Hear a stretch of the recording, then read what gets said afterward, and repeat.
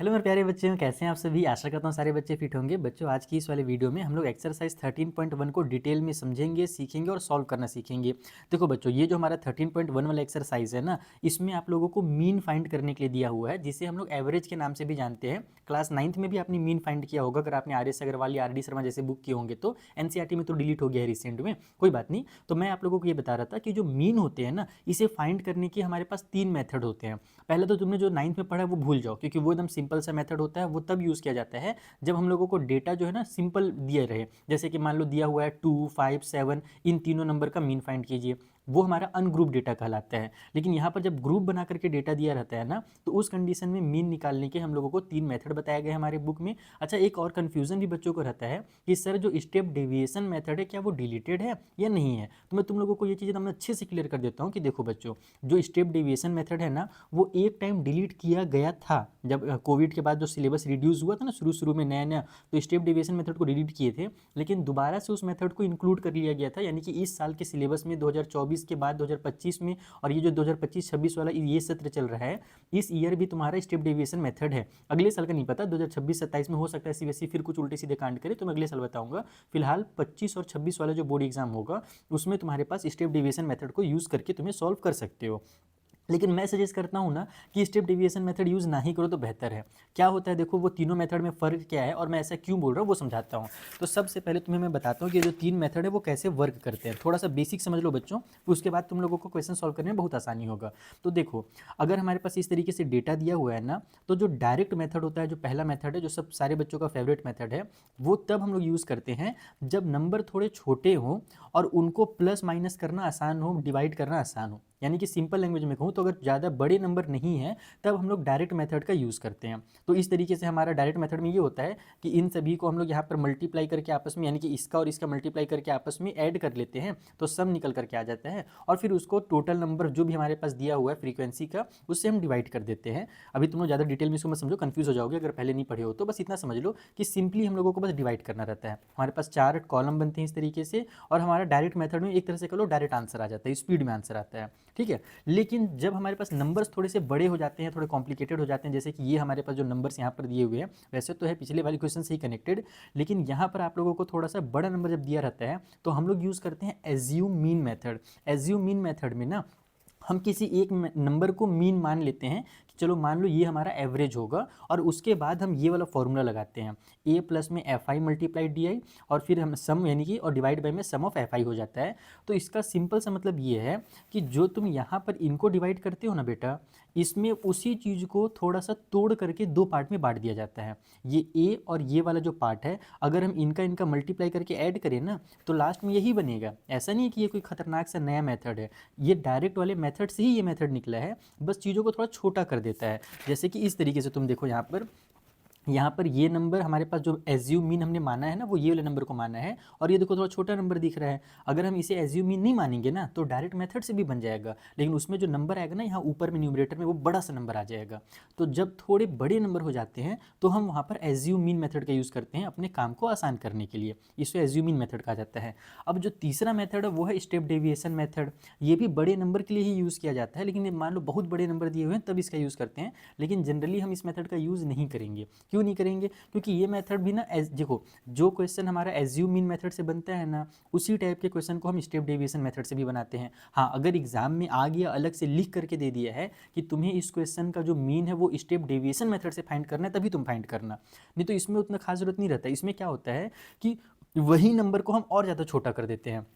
जैसे तुम देखो, यहाँ पर जब स्टेप डेविएशन मेथड लगता है ना, तो पिछले बार सिर्फ a था और फिर इन दोनों का डिवाइड हो रहा था। अब तुम देखोगे यहाँ पर एक h भी आ जाता है, तो इससे वजह से होता क्या है कि नंबर और छोटे हो जाते हैं। डिवाइड वाले जो नंबर होते हैं वो और छोटे हो जाते हैं। तुमने शुरू में देखा कि बहुत बड़ा नंबर था, फिर एज्यूमिन वाले में थोड़ा सा छोटा हुआ, 3 डिजिट का हुआ, यहाँ पर तुम देखो 2 ही डिजिट का है, लेकिन बगल में नंबर आ जाता है। तो हमारा काम एक तरह से वही होता है, बस कान को इधर से पकड़ो या उधर से पकड़ो, बतिया एक ही है, कहने का ये मतलब है। तो 3 मेथड हैं और तीनों मेथड जरूरी है, ये ध्यान रखना कि कोई भी मेथड बोर्ड एग्जाम में पूछा जा सकता है। वैसे तो जनरली नॉर्मल क्वेश्चन आता है कि मीन फाइंड कीजिए, लेकिन अगर लिखा हुआ आ गया कि एज्यूम मीन मेथड से फाइंड कीजिए या स्टेप डेविएशन से फाइंड कीजिए, तो आप लोगों को ये मेथड भी पते होने चाहिए। ठीक है, तो हम लोग जो एक्सरसाइजेस हैं उनको सॉल्व करना शुरू करते हैं। मैं अलग अलग मेथड से सॉल्व करूंगा ताकि आप लोगों को सारे मेथड समझ में आ जाए।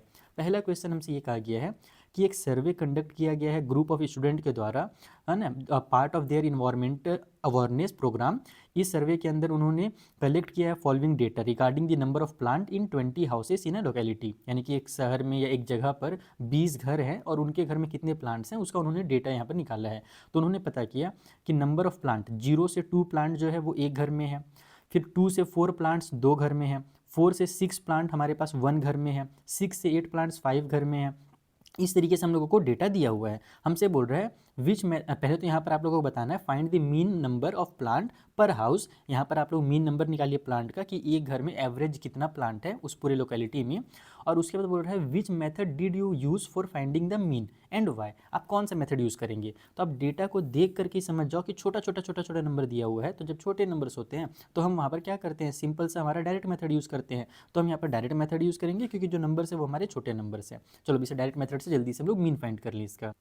तो देखो बच्चों, ये पहला क्वेश्चन है, इसीलिए मैं तुम लोगों को कुछ टर्म्स भी बता दे रहा हूँ जिसका हम लोग आगे चल करके पूरे चैप्टर में यूज़ करेंगे और ये जो कॉन्सेप्ट है बहुत ज़्यादा काम आएगा। तो देखो, जो पहला हम लोगों को डेटा दिया रहता है ना इस तरीके से ग्रुप बना करके, इसे मैथ्स के लैंग्वेज में कहा जाता है क्लास इंटरवल। ये अलग अलग डेटा होता है, जैसे पहले क्वेश्चन में ये नंबर ऑफ प्लांट है, कहीं पर ये तुम्हारा नंबर ऑफ एज हो सकता है, ग्रुप एज हो सकता है, कुछ भी हो सकता है। तो ये जो पहला डेटा दिया रहता है इसे क्लास इंटरवल कहते हैं, ये याद रखना। फिर जो हमें उसका नंबर दिया रहता है कि भाई इस ग्रुप वाले इतने लोग हैं, उसे कहा जाता है फ्रीक्वेंसी, और इसे हम लोग FI से रिप्रेजेंट करते हैं। ओके, जैसे यहाँ पर ये जो हमारा नंबर दिया हुआ है वो हाउस ऑफ नंबर दिया हुआ है कि ये 0 से 2 प्लांट वाले एक घर है, 2 से 4 प्लांट वाले 2 घर हैं। तो ये जो हमारा नंबर दिया रहता है इसे कहा जाता है फ्रीक्वेंसी, और FI से इसे रिप्रेजेंट करते हैं। अब सॉल्व करने के लिए जो सबसे पहला चीज़ हम निकालते हैं, चाहे वो कोई भी मेथड यूज़ कर लो, हम लोग पहला चीज़ निकालते हैं XI, जिसे कहा जाता है क्लास मार्क। अब ये क्लास मार्क क्या है, बहुत ज़रूरी है, इससे MCQ भी आ सकता है। क्लास मार्क का मतलब होता है बेटा कि ये जो हमें ग्रुप बना करके डेटा दिया हुआ है ना, इसके बीचों बीच वाला नंबर पता करना। अब किसी भी डेटा का बीच का नंबर पता करने के लिए हम क्या करते हैं, जैसे 0 2 के बीच में क्या आएगा, 1 आएगा। तो इसको पता करने का एक तरीका होता है, इन दोनों नंबर को प्लस करके 2 से डिवाइड कर दो, इन दोनों नंबर को प्लस करके 2 से डिवाइड कर दो, इन दोनों को प्लस करके 2 से डिवाइड कर दो, तो उससे हमारा XI का वैल्यू यानी कि क्लास मार्क निकल करके आ जाता है। अब तुम्हें एक और मज़ेदार बात बताता हूँ कि ये वाला जो नंबर है ना, इसे हम लोग कहते हैं हमारा लोअर लिमिट, और ये वाला जो नंबर है इसे हम कहते हैं अपर लिमिट। तो हम लोग अपर लिमिट और लोअर लिमिट दोनों को प्लस करते हैं, छोटे वाले नंबर को लोअर लिमिट, बड़े वाले नंबर को हम लोग कहते हैं अपर लिमिट, और दोनों नंबर को जब प्लस करते हैं तब जाकर के हमारा क्लास मार्क निकल करके आता है। लेकिन यहाँ पर हमारे पास जो नंबर दिए हुए हैं बहुत छोटे छोटे नंबर दिए हुए हैं, तो हम इसका क्लास मार्क डायरेक्टली भी लिख सकते हैं, यानी कि हमको दोनों को प्लस करके 2 से डिवाइड देने की जरूरत नहीं है। हमें पता ही है कि 0 और 2 के बीच में हमारा 1 आएगा, तो यहाँ पर जो क्लास मार्क होगा वो हमारा 1 हो जाएगा। वैसे यहाँ पर क्लास मार्क 3 हो जाएगा इनके बीच में नंबर। बाकी तुम देखो, इसको अगर प्लस करके 2 से डिवाइड करोगे तो भी वही नंबर आएगा। जैसे 4 और 6 के बीच में क्या आता है, 5 आता है ना, तुम इसको प्लस करके 2 से डिवाइड करो, 4 + 6 इतना होगा, 10 होगा, 10 को 2 से डिवाइड करेंगे तो कितना आ जाएगा हमारे पास, 10 को 2 से डिवाइड करने पर 5 आ जाएगा। तो क्लास मार्क ऐसे निकाला जाता है, ठीक है। 6 से 8 के बीच में हमारा 7 आ जाएगा, 8 और 10 के बीच में हमारे पास 9 आ जाएगा, फिर ये 10 और 12 के बीच में 11 आ गया, यहाँ पर नीचे मैं लिखते जा रहा हूँ, और फिर 12 से 14 के बीच में हमारे पास ये 13 आ जाएगा। ओके, तो ये मैंने सारे नंबर्स लिख लिए, क्लास मार्क लिख लिया। अब इसका यूज़ कहाँ पर होता है, इसका यूज़ होता है लास्ट वाले में। हम इसमें निकालते हैं FI और XI का मल्टीप्लाई, यानी कि जो हमारे नंबर ऑफ हाउस है, फ्रीक्वेंसी है, और ये जो क्लास मार्क है, इन दोनों को मल्टीप्लाई करके यहाँ पर लिखा जाता है। तो 1 का 1 से मल्टीप्लाई करोगे तो तुम्हारा 1 ही आ जाएगा, 2 3 जा 6 हो जाएगा, 5 1 जा 5 हो जाएगा, फिर 7 5 जा हमारा 35 हो जाएगा, 6 9 जा हमारे पास 54 हो जाएगा, देन उसके बाद हमारे पास 2 11 जा हो जाएगा 22, और फिर 13 3 जा हमारा हो जाएगा 39। तो इस तरीके से हमने सभी नंबर्स को फाइंड कर लिया। ये दो नया टेबल बना, ये दोनों देखो क्वेश्चन में दिया रहता है, ये दोनों हमने बना लिया है। अब हम क्या करते हैं, फाइनली जो हमारा मीन का फॉर्मूला है वो बता देता हूँ, फिर मैं तुम्हें ऊपर बताऊँगा क्या करना है। मीन का जो फॉर्मूला होता है वो होता है सम ऑफ FI मल्टीप्लाई XI और डिवाइड बाई में सम ऑफ FI। ये हमारे मीन का फॉर्मूला है, डायरेक्ट मेथड इसे कहते हैं, डायरेक्ट वाला फॉर्मूला। तो इसका मतलब ये है कि जो तुमने FI और XI निकाला है ना, ये सभी जो हमने निकाले हैं ना, इनका सम करना है, इन सभी को प्लस करना है। तो इन सभी को प्लस करके तुम यहाँ पर लिखोगे सम ऑफ FI मल्टीप्लाई XI, और इक्वल टू जब तुम सभी को प्लस करोगे, मैंने पहले कैलकुलेट कर लिया है, तो ये आ जाता है 162। Is that clear. और उसके बाद जब तुम इन सभी को प्लस करोगे, सम ऑफ एफ आई को अगर तुम यानी निकालना चाहो तो ये तुम्हें प्लस करने की भी जरूरत नहीं है, क्योंकि क्वेश्चन में हमसे साफ साफ कहा गया था कि टोटल वहाँ पर 20 जो हाउसेस हैं उनको उन्होंने सर्च किया है, यानी कि उन पर सर्वे किया है, तो इन सभी का जो सम निकलेगा वो 20 ही निकलेगा। तो यहाँ पर sum of F I equal to हम डायरेक्ट 20 लिख देंगे। अब फॉर्मूला लगा दो तो ये हो जाएगा 162 डिवाइड बाई में हमारे पास 20, इसको कट कर देना तो तुम्हारा आंसर फाइनली निकल कर क्या आ जाएगा 8.1। 8.1 का मतलब क्या है कि उस एरिया में जो 20 घर है ना, तो सभी घर में कहीं पर कम है प्लांट, कहीं पर ज़्यादा प्लांट है, लेकिन एक एवरेज 8.1 प्लांट सभी घरों में है। Is that clear. तो ये है इसका कॉन्सेप्ट। तो हम यहाँ पे लिखेंगे कि 8.1 क्या निकला है, तो ये नंबर ऑफ प्लांट निकला है। ठीक है, तो ये हो गया फाइनल आंसर। और तुम नीचे में जब एग्जाम में बनाओगे तो वो भी लिख देना कि हमने यहाँ पर डायरेक्ट मेथड यूज़ किया है, क्योंकि हमारा जो ये वाला नंबर है फ्रीक्वेंसी है, और ये जो हमारा क्लास मार्क है या फिर जो हमारे एफ आई और एक्स आई है वो छोटे नंबर है। जब ये छोटे नंबर रहते हैं ना तो हम लोग फिर यहाँ पर सिंपल मेथड का यूज़ करते हैं, डायरेक्ट मेथड का यूज़ करते हैं। तो पहला क्वेश्चन तुम्हारा यहाँ पर कंप्लीट होता है। मुझे उम्मीद है तुम्हें बहुत कुछ समझ में आ गया होगा फर्स्ट क्वेश्चन को करने के बाद ही, कि हमारा जो मीन है उसे निकालने के कौन कौन से मेथड हैं, कब कब यूज़ करना है, ये जो टर्म्स होते हैं ये भी तुम लोगों को समझ में आ गया होगा, और इनके मतलब भी अच्छे से क्लियर हो गए होंगे। बाकी जो नोट्स है तुम लोग यहाँ से भी डाउनलोड कर सकते हो, और उसके अलावा अगर तुम डायरेक्ट डाउनलोड करना चाहो तो डिस्क्रिप्शन में मैंने लिंक दिया हुआ है हमारे नोट्स वाले पेज का, वहाँ से जाकर के तुम सारे चैप्टर के नोट्स एक ही जगह से डायरेक्ट डाउनलोड कर सकते हो, उसमें ढूंढना नहीं पड़ेगा, इसमें थोड़ा ढूंढना पड़ता है। चलिए जो अगला क्वेश्चन है हम उसे सॉल्व करते हैं। तो देखो सेकंड वाले क्वेश्चन में कहा गया है consider the following distribution of daily wages of 50 workers of a factory, यानी कि एक फैक्ट्री में 50 वर्कर काम करते हैं, उनका डेली वेजेस यानी कि डेली का जो उनको पैसा दिया जाता है वो यहाँ पर बताया गया है। तो भैया 12 वर्कर ऐसे हैं जिनका डेली वेजेस 500 से 520 के बीच में है। फिर 14 वर्कर ऐसे हैं जिनको 520 रुपी से 540 रुपी दिया जाता है डेली, यानी कि इनके बीच में कुछ भी हो सकता है। तो ये इस तरीके से हमको डेटा दिया हुआ है। अब यहाँ पर बोल रहा है find the mean find the mean daily wages of the worker, यानी कि अपने को मीन ही फाइंड करना है by using an appropriate method. और यहाँ पर आप लोगों को एक अप्रोप्रिएट मेथड लगाना है। तो देखो बहुत सारे लोग तुमको यहाँ पर जो बताएंगे ना कि तुम इसमें स्टेप डेविएशन मेथड यूज़ कर लो, लेकिन ऐसा नहीं है, जरूरी नहीं कि तुम स्टेप डेविएशन मेथड यूज़ करो, तुम इसे पहले एज्यूम मीन मेथड से बनाओ। मेरा बात मानो, क्योंकि देखो तुमने भी डायरेक्ट मेथड सीखा है ना, सेकेंड नंबर में कभी भी तुम एज्यूम मीन मेथड सीख लो। जब एज्यूम मीन मेथड सीख जाओगे ना तो फिर तुम स्टेप डिविएशन मेथड ऑटोमेटिकली सीख जाओगे। तो मैं डायरेक्ट तुम्हें स्टेप डिविएशन में लेकर नहीं जाऊंगा, मैं इस वाले क्वेश्चन को तुम्हें सिखाऊंगा कि एज्यूम मीन मेथड से हम कैसे सॉल्व कर सकते हैं, क्योंकि वो तुम्हारे लिए बेहतर है। तुमने स्टेप बाय स्टेप चीज़ों को सीखा है बचपन से, तो यहाँ पर मैंने तुम्हें अभी सिखाया डायरेक्ट मेथड, इसको मैं एज्यूम मीन मेथड से सिखा देता हूँ। कई टीचर तुम्हें बोलेंगे कि तुम इसे स्टेप डिविएशन से बनाओ, तो जब तुम सीख जाना तो तुम बना भी लेना, कोई दिक्कत नहीं, तुम बना सकते हो, एग्जाम में भी बना सकते हो, जरूरी कोई नहीं है, क्योंकि इसमें हमको बोला गया कोई भी मेथड यूज कर सकते हैं, लेकिन मैं फिलहाल तुम्हें एज्यूम इन मेथड से सॉल्व करना सिखाऊंगा। चलो सॉल्व करते हैं। तो देखो यहाँ पर हम लोगों को जो डेटा दिया हुआ था वो मैंने लिख लिया है, डेली वेजेस लिख लिए, और जो नंबर ऑफ वर्कर है जिसे हम लोग एफ आई से रिप्रेजेंट करते हैं वो भी मैंने यहाँ पर लिख लिया है, ये हम लोगों को दिया है। और हमको ये भी बताया कि टोटल वहाँ पर 50 वर्कर है, तो इनको बिना प्लस किए मैंने डायरेक्ट यहाँ पर 50 चिपका दिया। अब हम लोग क्या करते हैं, सबसे पहले मैंने बताया था ना कि एक्स आई तो फाइंड करना ही करना है, यानी कि इनके बीच का जो हमारा क्लास मार्क होता है वो हम लोगों को पता करना ही करना है। तो कितना होगा 500 और 520 के बीच में, दोनों को प्लस करके 2 से डिवाइड करोगे क्या, बिल्कुल भी नहीं, उतना टाइम वेस्ट बिल्कुल नहीं करना। तुम्हें साफ साफ दिख रहा है 500 से 520 है, तो 0 और 20 तुम देखो तो इसके बीच में आ जाता है 10, यानी कि इनके बीच का जो नंबर निकलेगा ना वो 510 निकलेगा। तुम यहाँ पर चाहो तो चेक कर सकते हो, दोनों को प्लस करके 2 से डिवाइड कर लो। वैसे इन दोनों के बीच में 30 निकलेगा तो हम लिख देंगे 530। फिर इन दोनों के बीच में 50 निकलेगा तो हम लिख देते हैं 550। फिर इन दोनों के बीच में हमारे पास 570 हो जाएगा, और इन दोनों के बीच में हमारा 590 हो जाएगा। तो ये हमने कुछ वैल्यूज़ लिख लिए, यानी कि एक्स आई का वैल्यू लिख लिया। पिछली बार हमने क्या किया था, हमने डायरेक्ट इन दोनों का मल्टीप्लाई करके एफ आई मल्टीप्लाई एक्स आई का एक टेबल बनाया था। इस बार अगर हम वैसा करते हैं तो बहुत बड़ा नंबर आ जाएगा हमारा, लास्ट में जो सम निकल करके आएगा, और फिर उसको इससे डिवाइड देने में बहुत टाइम लग जाएगा, या फिर उसको ऐड करने में बहुत टाइम लग जाएगा। तो डायरेक्ट मेथड यूज़ कर सकते हो, ऐसा नहीं कि गलत हो जाएगा। तुमने अगर डायरेक्ट मेथड से बोर्ड एग्जाम में भी बना दिया तो टीचर एक नंबर नहीं काट सकता एकदम गारंटी के साथ, क्योंकि यहाँ पर हम लोगों को लिख करके दिया है, कोई भी मेथड हम यूज़ कर सकते हैं।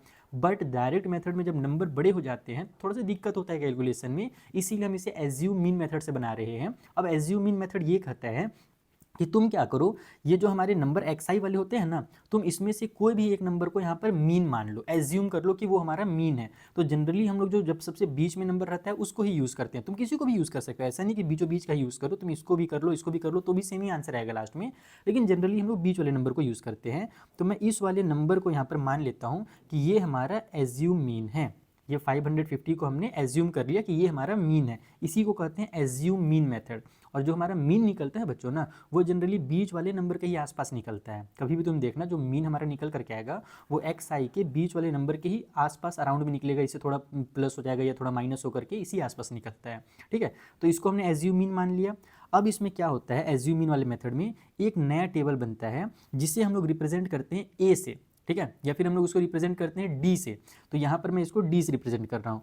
तो डी जो निकलता है बेटा ना, ये जो डी निकलता है, जो तुम लोग फॉर्मूला में भी देखोगे, मैं तुम्हें एक बार फॉर्मूला दिखा देता हूँ, कहाँ ये वो एज्यूम मीन वाला मेथड वाला फॉर्मूला, ये रहा, ये रहा। देखो यहाँ पर तुम लोग फॉर्मूला देखो कि हमारे पास ये ए लिखा हुआ आ रहा है, ये ए का मतलब होता है एज्यूम मीन, कि हमने ए को यहाँ पर मीन मान लिया, वो ए कहलाता है। ये जो डी आई हमारे पास है, ये डी आई क्या होता है, तो वो मैं तुम लोगों को भी यहाँ पर समझाने वाला हूँ कि डी आई हम किसे कहते हैं।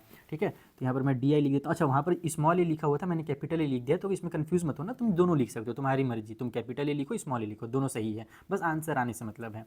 ठीक है, तो जो डी हमारा निकलता है ना, ये निकालने के लिए हम लोग जो हमारा x का वैल्यू है उसमें से हम मीन को माइनस कर देते हैं, जो माने रहते हैं ना मीन, उसको माइनस करते हैं। देखो कुछ इस तरीके से मैं यहाँ पे लिख भी देता हूँ इसका फॉर्मूला, कि जो हमारा xi है उसमें से मीन को माइनस कर दो, यानी कि a को माइनस कर दो। तो यहाँ पर हमारा जो पहला नंबर होगा, इसको निकालने के लिए इसमें से इसको माइनस करेंगे, तो 510 में से 550 माइनस करोगे तो ये माइनस का 40 आ जाएगा। इसमें से इसको माइनस करोगे तो ये माइनस का 20 आ जाएगा।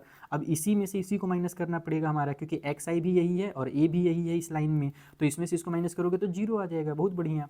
फिर इसमें से इसको माइनस करोगे तो प्लस वाला 20 आ जाएगा, फिर इसमें से इसको माइनस करोगे तो प्लस वाला 40 आ जाएगा। तो इस तरीके से तुम्हें डी आई फाइंड करना है एज्यूम मीन वाले मेथड में। और अब जो फाइनल हमारा टेबल बनेगा, जो हमारा फाइनल टेबल बनेगा, पिछले बार किसका किसका मल्टीप्लाई होकर के बना था, इन दोनों का मल्टीप्लाई होकर के बना था। इस बार हमारे पास इसका कोई रोल नहीं है, इसका खेल खत्म, हमने ये निकाल लिया ना, अब इसका कोई रोला नहीं है। अब डायरेक्ट हम इन दोनों का प्रोडक्ट करेंगे। तो इस बार जो सम हमारा लास्ट वाला टेबल बनेगा, मैं यहाँ पर थोड़ा सा लाइन्स भी ड्रॉ कर देता हूँ ताकि तुम लोग इसको अलग अलग कर सको। ओहो, चलो कोई बात नहीं, चलेगा चलेगा, हमारे बच्चे समझदार हैं।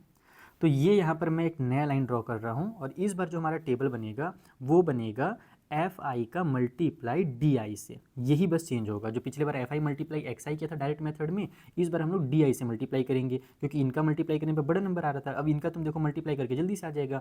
12 चौके हमारा 48 होता है, यानी कि 480 हो जाएगा, और माइनस और प्लस माइनस का साइन लग जाएगा। फिर इन दोनों का मल्टीप्लाई होकर के माइनस का 280 आ जाएगा। फिर इसका 8 का 0 से मल्टीप्लाई होगा तो 0 हो जाएगा। फिर 6 का 20 से मल्टीप्लाई होगा तो प्लस वाला 120 हो जाएगा। फिर 10 का 40 से मल्टीप्लाई होगा तो हमारा 400 हो जाएगा प्लस वाला। और इनको अगर मैं ऐड कर दूं तो जो हमारा सम निकल करके आएगा एफ आई और डी आई का, जो सम निकल करके आ गया वो कितना निकलेगा, तो देखो इसको आपस में प्लस करोगे तो 400 और 100 हो जाएगा 500, और 20 मिलकर के 520 आ गया। इन दोनों को प्लस करोगे तो कितना हो जाएगा हमारे पास, ये हो जाएगा 8 और 8 16 का 6, कैरी हो गया 1, तो 4 और 1 5 हो जाएगा, और 2 7 हो जाएगा, यानी कि 760 आ जाएगा। तो माइनस वाला नंबर और प्लस वाला नंबर दोनों को आपस में सॉल्व कर दो, तो माइनस प्लस होकर के लास्ट में माइनस आ जाएगा, और दोनों को सब्ट्रैक्ट करने पे जो हमारा आंसर आएगा वो आ जाएगा 240। अब एक छोटा सा ट्विस्ट भी ध्यान में रखना कि बड़ा वाला नंबर हमारा निगेटिव था, छोटा नंबर हमारा पॉजिटिव था, तो जो बड़े नंबर में साइन होता है वही साइन लगता है। तो बस इस तरीके से माइनस का 240 लिख देना, इन सभी को हमने ऐड किया है। ओके, तो ये हमारा माइनस का 240 आ गया। अब तुम लोग लास्ट में लिखोगे कि हमारा जो मीन निकलेगा, यहाँ पर मैं लिख भी देता हूँ कि हमने यहाँ पर बाय एज्यूम मीन मेथड, हमने यहाँ पर एज्यूम मीन मेथड का यूज़ किया है, और उसके अकॉर्डिंग जो हमारा मीन होता है वो निकालने के लिए सबसे पहले तो हम ए को लिखते हैं, जिस ए को हमने साइड में किया था, जिससे हमने सबको माइनस किया था उसको लिखोगे। फिर प्लस की साइन लगा करके यहाँ पर sum of F I multiply D I लिख दोगे, और नीचे में हमारे पास सम ऑफ एफ आई हो जाएगा। तो सेम फॉर्मूला पिछले बार की तरह, इस बार जो हमने ए को माइनस किया है ना हर जगह से, उसको लास्ट में प्लस कर देते हैं। तो मैंने बताया था ना कि कोई अलग नया फॉर्मूला नहीं है, ये वही हमारा डायरेक्ट मेथड ही है, बस उसमें से हम कुछ पार्ट को अलग कर देते हैं, जिसे हम लास्ट में जाकर के ऐड कर देते हैं, तो उससे हमारा सेम ही आंसर आता है। तो यहाँ पर हमारे पास ये हो जाएगा, ए का वैल्यू हमने 550 लिया है तो 550, इसका वैल्यू हमने माइनस का 240 निकाल लिया है तो माइनस का 240, और इसका वैल्यू हमारे पास है 50। 0 से 0 कैंसिल करो, ये 24 को जब 5 से डिवाइड करोगे तो तुम्हारा 4.8 निकल करके आ जाएगा, और प्लस और माइनस माइनस में आ जाएगा, तो ये हो जाएगा 550 और माइनस में हमारा 4.8। तो 550 में से 4.8 को माइनस करोगे तो आ जाएगा 545, और पॉइंट में 2, और ये हमारा किस में निकला है, मतलब जो वैल्यू हमने लिखा है क्या लिखा है, हमने ये डेली वेजेस लिखे हैं जो कि रुपये में दिया था, तो इस तरीके से रुपये का सिंबल भी जरूर लगा देना, और यही तुम्हारा फाइनल आंसर हो जाएगा। तो आई होप तुम्हें समझ में आ गया होगा कि एज्यूम मीन मेथड क्या होता है। पता है तुम लोगों को, एक चीज़ मज़ेदार बताता हूँ, तुम सिंपल सा कॉन्सेप्ट है, वैसे बहुत सारे बच्चों को समझ में भी आ गया होगा। अगर मैं इससे मल्टीप्लाई करके यहाँ पर इसको माइनस कर दूँ, ये कोई माइनस की साइन है, तो जो मेरा नंबर आएगा ना न्यूमरेटर में, जो यहाँ पर हमारा न्यूमरेटर में नंबर आएगा, वो कौन सा नंबर आएगा पता है? जब हम इनको सॉल्व करके जो हमारा सम निकालते हैं ना, एफ आई और एक्स आई करके जो सम निकालते, वही नंबर यहाँ पर आ जाएगा न्यूमरेटर में, अगर इसका इससे मल्टीप्लाई करके ऊपर में मैं सेपरेट कर दूँ तो वो हमारा डायरेक्ट मेथड हो जाता है। समझ में आ गई मेरी बात? तो इसीलिए हमने एज्यूम इन मेथड लगाया ताकि ये कैलकुलेट जल्दी हो जाए। अगर डायरेक्ट मेथड से बनाते तो यहाँ पर बड़ा सा नंबर आ जाता है और उसको फिर 50 से डिवाइड करने में थोड़ा टाइम ज़्यादा लग जाता है, और यहाँ पर भी उसमें बहुत टाइम लगता है हम लोगों को। तो ये समझ में आ गया होगा तुम लोगों को एज्यूम इन मेथड कैसे करना है, क्या करना है। थोड़े से शुरुआत के क्वेश्चन से इसीलिए थोड़ा वीडियो लेंदी लग रहा होगा तुम लोगों को, लेकिन करना पड़ेगा बेटा, मेहनत तो करना पड़ेगा। चलो जो अगले क्वेश्चन है उनको सॉल्व करते हैं। अब कोई भी मेथड मैं यूज़ कर सकता हूँ, अब तुम लोग टेंशन ना लो, मैंने तुम्हें डायरेक्ट और एज्यूम इन मेथड बता दिया ना, कहीं पे बीच में स्टेप डेविएशन भी यूज़ कर दूंगा, तुम्हारा एकदम उसका भी कॉन्सेप्ट क्लियर हो जाएगा। तो देखो जो थर्ड वाला क्वेश्चन है वो पिछले दोनों ही क्वेश्चन से ज़्यादा इंपॉर्टेंट है। इस टाइप के क्वेश्चन ज़्यादातर आते हैं बोर्ड एग्जाम में, और इंटरेस्टिंग भी है, इजी भी, ज़्यादा मुश्किल नहीं रहता है। इसमें बोला गया the following distribution so the daily pocket allowance of a children of A locality, the mean pocket allowance rate ₹18, find the missing frequency F. मतलब क्या हो रहा है कि किसी जगह पर डेली बच्चों को कितना रुपया दिया जाता है, पॉकेट मनी जिसको कहते हैं। भैया मेरे को तो कभी नहीं मिला है, हमको बताया गया है कि यहाँ पर जो डेली वाला है ना खर्चा, वो 11 से 13 रुपये के बीच में, यानी 11 to 13 रुपये दिया जाता है 7 बच्चों को। वैसे 13 to 15 रुपये 6 बच्चों को दिया जाता है, लेकिन एक जगह तुम देखो कि 19 से 21 रुपये कितने बच्चों को दिया जाता है वो नहीं दिया है, उसके बदले में एफ लिख दिया है, और हमसे कह रहा है इस एफ की वैल्यू निकाल लिए। और इसके लिए हमें काम को आसान करने के लिए एक चीज़ दे दिया कि जो मीन है ना वो 18 रुपये है, यानी कि एवरेज जो पैसा मिलता है एक बच्चे को खर्च करने के लिए उस लोकेलिटी में, उस जगह पर, वो 18 रुपये डेली का मिलता है। बहुत होता है मेरे भाई, 18 रुपये में तो मैं एकदम अमीर बन जाता बचपन में अगर मेरे को डेली मिल जाता तो कुल मिलाकर के हमें एफ की वैल्यू निकालनी है। मीन का वैल्यू पहले से दिया हुआ है, यहाँ पर भी तुम डायरेक्ट मेथड या एज्यूम इन मेथड दोनों में से कुछ भी यूज़ कर लो। मैं फिलहाल एज्यूम इन मेथड यूज़ करूँगा क्योंकि उससे ये थोड़ा सा आसानी से सॉल्व हो जाएगा, नंबर्स हमारे छोटे रहेंगे। तो चलो कैसे सॉल्व करना है एज्यूम इन मेथड से, मैं उसे सॉल्व करके सिखा देता हूँ। सो मैंने यहाँ पर कुछ वैल्यूज़ लिख लिए हैं ताकि तुम्हारा काम आसान हो जाए। सबसे पहले तो वही डेली पॉकेट खर्च जो बच्चों को दिया जाता है वो ये रहा। फिर नंबर ऑफ चिल्ड्रन जो हमें बताया गया था, जिसे हम लोग फ्रीक्वेंसी कहते हैं या एफ से रिप्रेजेंट करते हैं, वो ये रहा। उसके बाद मैंने एक्स भी लिख लिया क्योंकि छोटा सा नंबर था, इन दोनों के बीच में 12 आएगा, इन दोनों के बीच में 14 आएगा, वैसे इनके बीच में 16 आएगा, फिर 18, 20, 22, इस तरीके से मैंने 24 तक लिख लिया है। ठीक है, अब यहाँ पर ट्विस्ट ये है कि हमें निकालना है, इसके बाद तुम्हें पता है कि मैं यहाँ पर क्या नाम है, एज्यूम इन मेथड यूज़ करने वाला हूँ, तो डी निकालना पड़ेगा। लेकिन उससे भी पहले अगर तुम इन सभी का सम निकालोगे तो देखो हमें तो बताया नहीं था टोटल कितने बच्चे हैं, तो यहाँ पर अगर टोटल कितने बच्चे हैं ये बता देता तो एफ का वैल्यू तो वैसे ही निकल जाता, लेकिन वो बताया नहीं है। तो हम इन सभी को प्लस करेंगे, और साथ ही साथ में देखो यहाँ पर बीच में एफ भी आ रहा है, तो एफ तो ऐड होगा नहीं, तो उसके लिए क्या होगा कि जब तुम नंबर वाले सभी वैल्यूज़ को ऐड करोगे तो 44 आ जाएगा, तो 44 लिख लो और प्लस की साइन के साथ एफ को उतार दो। तो ये है इसका बेसिक तरीका कि भाई हम लोग जैसे मान लो 20 + x लिखते हैं ना, बस उसी तरीके से ये है। ओके, अब उसके बाद हम फाइंड कर लेते हैं इसका डी आई, यानी कि जो हमारा डी आई की वैल्यू वो निकाल लो। तो मैंने यहाँ पर जो एज्यूम किया है ना, बीच वाले नंबर 18 को मैंने यहाँ पर मीन मान लिया है। तो हम लोग डी आई निकालने के लिए पता ही है कि क्या करना पड़ता है, हमारे पास जो भी एक्स आई का वैल्यू है उसमें से ए को माइनस करना पड़ता है, जो हम लोग एज्यूम इन मानते हैं। तो 12 में से 18 को माइनस करोगे बेटा, माइनस का 6 आ जाएगा। फिर इसमें से 18 को माइनस करोगे, माइनस का 4 आ जाएगा। इसमें से 18 को माइनस करोगे, माइनस का 2 आएगा। 18 में से 18 माइनस होगा तो 0 आ जाएगा। फिर हमारे पास 20 में से 18 माइनस होगा तो प्लस वाला 2, 22 में से 18 माइनस होगा तो +4, फिर इसको माइनस करोगे तो प्लस का 6 आ जाएगा। तो ये हमारा डी आई का वैल्यू निकल करके आ गया। अब निकालते हैं सबसे जरूरी वाला जो कि हमारा लास्ट वाला होता है, जिससे हम कहते हैं एफ आई मल्टीप्लाई में डी आई। तो इन दोनों का मल्टीप्लाई करने पर आ जाएगा माइनस का 42, इन दोनों का मल्टीप्लाई करने पर आ जाएगा माइनस का 24, इन दोनों का मल्टीप्लाई करने पर आएगा माइनस का 18, फिर 13 का 0 से अगर हम लोग मल्टीप्लाई करेंगे तो 0 बन जाएगा, इसका खेल खत्म हो जाएगा बेचारे का। फिर f का 2 से मल्टीप्लाई करेंगे तो e हमारा 2f बन जाएगा। फिर 5 का 4 से मल्टीप्लाई करेंगे तो 20 हो जाएगा, और 6 4 जो हमारे पास e 24 हो जाएगा। और यहाँ पर भी जब हम सम निकालेंगे एफ आई और डी आई का, तो इसमें भी ट्विस्ट है कि ये नंबर वाले सभी आपस में सॉल्व हो जाएंगे, प्लस माइनस करने पर सभी आपस में कटपीट हो जाएंगे और बाद में कटपीट पूरा नहीं होगा और ये जो 2f है वो बच जाएगा। तो जब इनको तुम आपस में सॉल्व करोगे बच्चों ना, तो तुम्हारा जो आंसर निकल करके आएगा वो आएगा माइनस का 40। तो हम लिख देंगे इसको 2f, हमारे पास 2f है और 40 हमारा माइनस में आ रहा है, या -40 प्लस में 2f वैसे भी लिख सकते हो, नंबर को पहले तो माइनस का 40 और प्लस का 2f वैसे भी लिख देना, दोनों सही है। तो मैंने 2f को पहले लिख दिया क्योंकि पॉजिटिव है, ये नेगेटिव नंबर आ रहा है। Okay, is that clear? समझ में ना 40 कहाँ से आया, माइनस वाला 40, इसको मैंने ऐड किया बेटा, माइनस माइनस वाले सभी को ऐड कर दो, फिर ये माइनस वाला नंबर जो आएगा पूरा ऐड होने के बाद और ये प्लस वाला नंबर, दोनों को आपस में सब्ट्रैक्ट कर दो क्योंकि प्लस माइनस माइनस होता है और बड़े नंबर में माइनस की साइन रहेगी तो माइनस की 40 आ जाएगी। ये है इसका निंजा टेक्निक। अब तुम्हारा यहाँ से मीन खेल शुरू होगा जिससे तुम f की वैल्यू निकालोगे। हमें पता है कि जो मीन होता है भाई, जब हम लोग ये वाला मेथड यूज़ करते हैं, एज्यूम मीन मेथड जब हम यूज़ करते हैं तो मीन के लिए हम क्या करते हैं, ए लिखते हैं, फिर प्लस में हमारा सम ऑफ एफ आई आता है, मल्टीप्लाई में डी आई, और डिवाइड बाई में हमारा सम ऑफ एफ आई हो जाता है। यहाँ पर अच्छी बात यह है कि इस क्वेश्चन में हमें पहले से मीन का वैल्यू दिया हुआ है, तो हम मीन के बदले में 18 लिख लेंगे क्योंकि मीन का वैल्यू हमें 18 क्वेश्चन में गिवन था। ए के बदले में भी हमने 18 एज्यूम किया है, देखो वहाँ पर हमने मीन को यहाँ पर कितना एज्यूम किया था, ए 18 को माना था ना, फिर प्लस की साइन के साथ इसका वैल्यू हमारे पास कितना है, तो ये है 2f माइनस में 40 और डिवाइड बाई में इसका वैल्यू हमने निकाल लिया है 44 प्लस में हमारे पास f। ओके, तो इस तरीके से हमारे पास इतना काम हो गया। अब सबसे पहले तुम क्या करो कि ये जो प्लस वाला 18 है इसको इधर भेज दो, इधर जाकर के माइनस का 18 हो जाएगा, तो ये हो जाएगा 18 माइनस में 18, इक्वल के उस साइड में जो है उससे सिंपल उतार दो एज इट इज़, उसमें कुछ नहीं करने का भी काम, इसको ऐसे ही रहने दो। इससे फ़ायदा ये होगा कि तुम्हारा ये जीरो बन जाएगा, और जीरो जब ये बन जाएगा तो अब ये वाला जो डिनोमिनेटर है उसको मैं इधर भेज दूंगा, तो ये हो जाएगा 2f माइनस में 40 डिवाइड बाई में 44 प्लस में f। तो ये जो डिनोमिनेटर में हमारे पास पूरा 44 और f है, अगर मैं इसको यहाँ पर भेजूंगा तो जीरो के पास जाकर के ये मल्टीप्लाई हो जाएगा, और जीरो से जब किसी का भी मल्टीप्लाई होता है तो पूरा का पूरा जीरो हो जाता है, यानी कि एक तरह से इस डिनोमिनेटर का खेल खत्म। हमारे पास क्या बचा, सिर्फ और सिर्फ यहाँ पर ये जीरो हो जाएगा इधर आकर के, और इस साइड हमारे पास ये 2f माइनस में 40 बच जाएगा। Is that clear? और इससे जब हम लोग सॉल्व करेंगे तो यहाँ से f की वैल्यू आएगी, पहले माइनस वाले 40 को इधर जीरो के पास भेज दो, तो माइनस 40 इधर आकर के प्लस का 40 हो जाएगा, इधर आकर के ये प्लस वाला 40 हो गया, इक्वल के उस साइड में 2f बचा, अब 2 को इधर भेजूंगा तो 40 डिवाइड बाई 2 हो जाएगा, और 40 डिवाइड बाई 2 20 होता है, तो 20 इक्वल टू f लिख लो, ये यहाँ से f इक्वल टू 20 लिख लो, बतिया एक ही है, तो f की जो वैल्यू होगी वो यहाँ पे 20 हो जाएगी।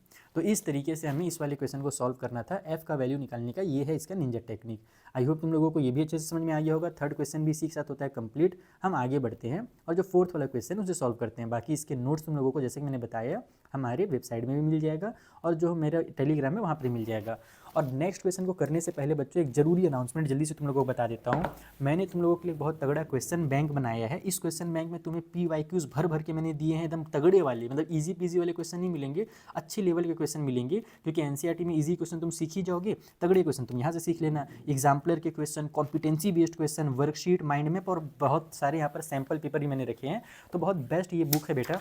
इस बुक की जो प्राइस है वैसे तो बहुत ज़्यादा इसमें प्रिंट मैंने करा करके रखी है, क्योंकि जो दूसरे बुक वाले हैं ना उन लोग मेरे को इसको प्राइस कम करने नहीं दे रहे थे, बोल रहे थे कि नहीं इससे ज़्यादा कम में आप बेचोगे तो हमारा बुक कोई नहीं लेगा आपका बुक, क्योंकि सारी चीज़ें कवर कर ले रहा है। देखो ना वर्कशीट में पूरा तुम लोगों का वर्कशीट है, बहुत सारी चीज़ें इसमें तुम लोग मतलब पढ़ोगे ना दिल खुश हो जाएगा। अमेजोन में जाकर के इसका रिव्यू देख लेना, बहुत सारे बच्चों ने इसका रिव्यू भी दिया है, ठीक है। अमेजोन में तुम्हें इसको मिल जाएगा ये बुक, और इसकी जो प्राइस एक्चुअल प्राइस है बहुत ही कम है, बहुत ही कम है। इसमें तुम लोगों को दिखेगी खतरनाक से लिखा हुआ 700 के अराउंड, लेकिन इतना है नहीं, आधा से भी इसका आधा मैंने कर दिया है। जाकर के तुम चेक कर लेना एक बार अमेजोन पे कि करंट प्राइस कितना है। ऑफर में तो बहुत डिस्काउंट पे मिल जाता है, हाँ थोड़ा सा डिलीवरी चार्ज तुम लोगों को पे करना पड़ेगा। और इसके जो क्वेश्चन है उनकी प्रैक्टिस अच्छे से कर लेना। एक छोटी सी यहाँ पर मिस्टेक भी है, मैं वो भी बता देता हूँ। ये जो बुक है ना, बुक तो बहुत तगड़ी है, लेकिन थोड़ा सा गड़बड़ ये हो गया क्योंकि मेरा फर्स्ट एडिशन था, पहली बार मैंने बुक बनाया था, तो ना जो सॉल्यूशन मैंने लिखवाए थे ना बच्चे से, यानी कि जो मेरा एडिटर था उससे जो मैंने सॉल्यूशन लिखवाए थे, उसने कहीं पे गड़बड़ कर दिया और मैंने चेक भी नहीं किया भरोसा करके। मैंने सोचा कि वो अच्छा बनाया होगा, सॉल्यूशन में कहीं पर जैसे माइनस की साइन की जगह प्लस लगा दिया है, कुछ ऐसे छोटे सिली मिस्टेक जो है ना वो हो गया है।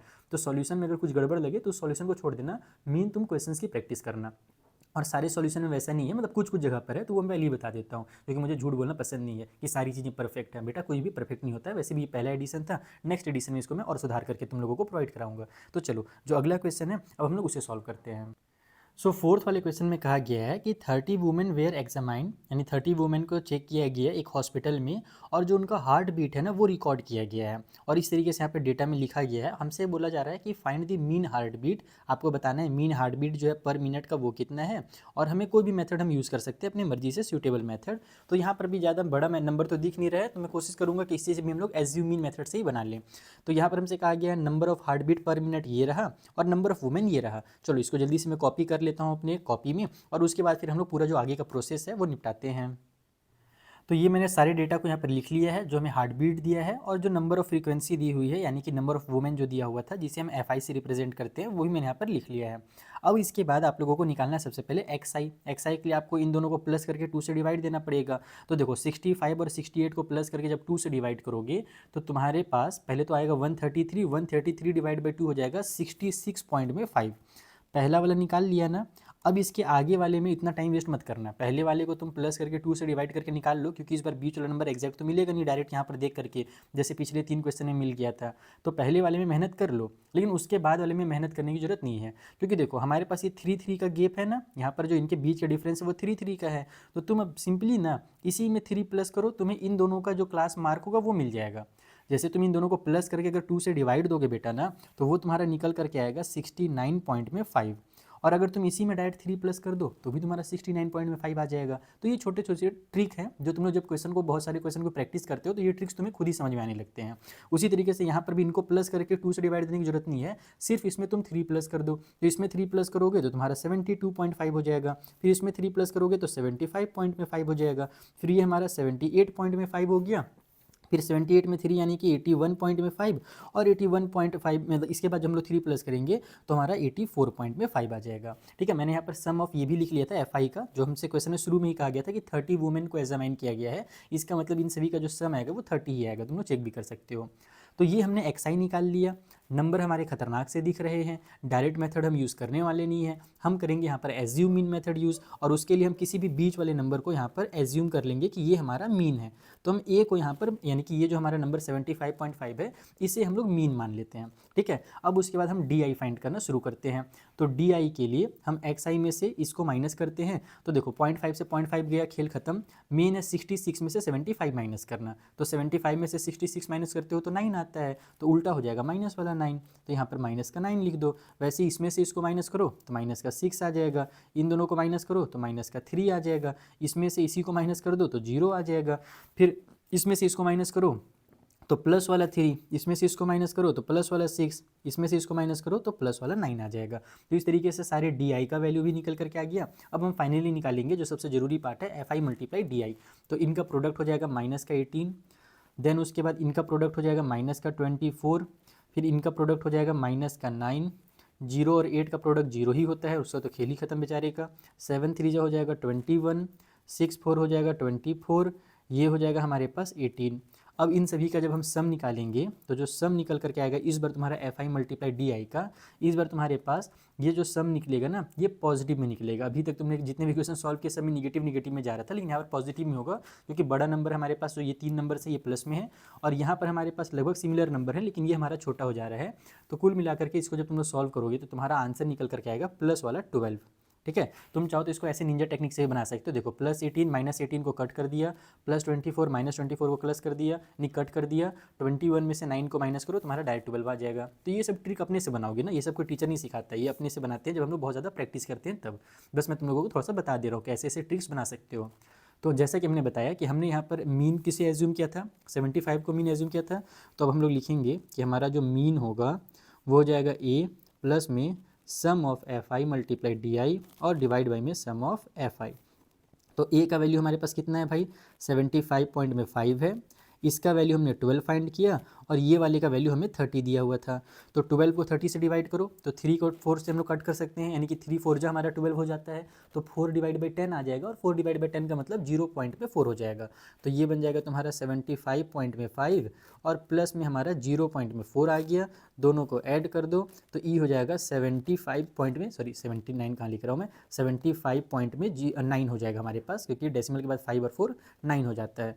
तो ई बन गया 75 पॉइंट में 9। तो इतना ही हार्ट बीट पर मिनट है वहाँ पर वुमेन का। इस तरीके से हमारा ये भी क्वेश्चन होता है कंप्लीट। चलिए भैया जो अगला क्वेश्चन है फटाक से उसे भी सॉल्व किया जाए। जो फिफ्थ वाला क्वेश्चन है उसमें हम लोगों को दिया हुआ है कि रिटेल मार्केट में फ्रूट वेंडर जो है सेलिंग करते हैं mangoes kept in packing boxes, this boxes contain very फालतू फालतू चीज़ लिखा हुआ है, टाइम बर्बाद कर रहा है, छोड़ो उसको। मेन आ जाते हैं यहाँ पर।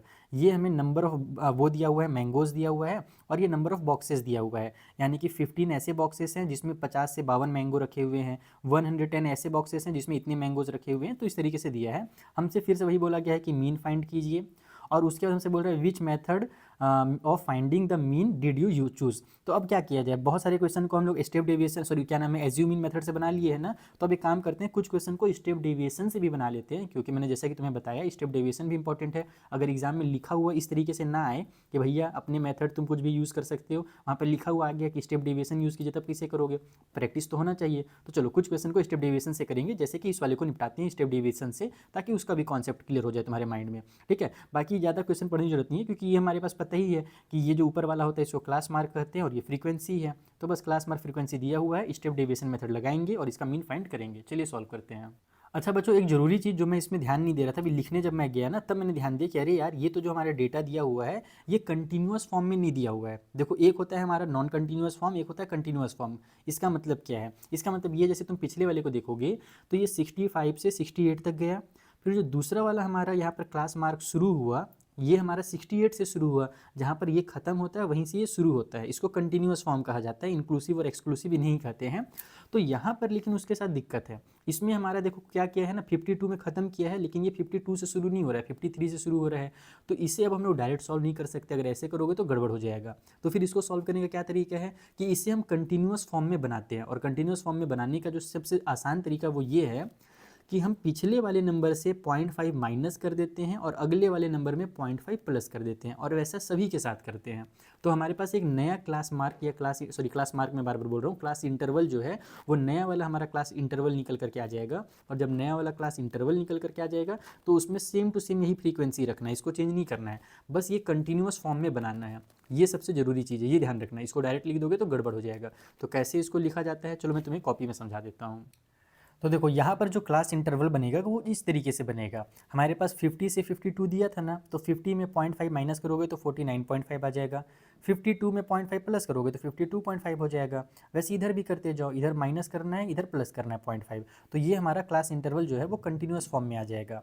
उसके बाद ये हमें फ्रीक्वेंसी दिया हुआ था, यानी कि नंबर ऑफ बॉक्सेस दिया हुआ था, वो मैंने FI के फॉर्म में लिख लिया है। अब उसके बाद हम लोग यहाँ पर से XI फाइंड कर लेते हैं। देखो XI सभी में फाइंड करना है, चाहे तुम कोई से भी मेथड लगा लो। तो XI निकालने के लिए हमें इनका एवरेज यानी कि बीच का नंबर निकालना पड़ेगा। तो इनके बीच का नंबर हो जाएगा सिंपली 51। 49 और 52 के बीच में अगर हम लोग देखें 49.5 और 52.5 के बीच में अगर देखेंगे तो ये हमारे पास 51 निकल करके आ जाएगा। तुम दोनों को प्लस करके 2 से डिवाइड करके भी चेक कर सकते हो। तो यहाँ पर हमारे पास ये 51 निकल करके आ गया।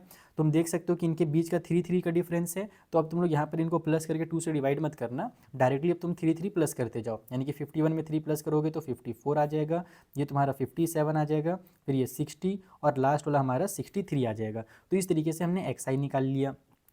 सभी को यहाँ पर सम भी करेंगे, बाद में कर लेंगे, पहले तुम लोग इधर समझते जाओ।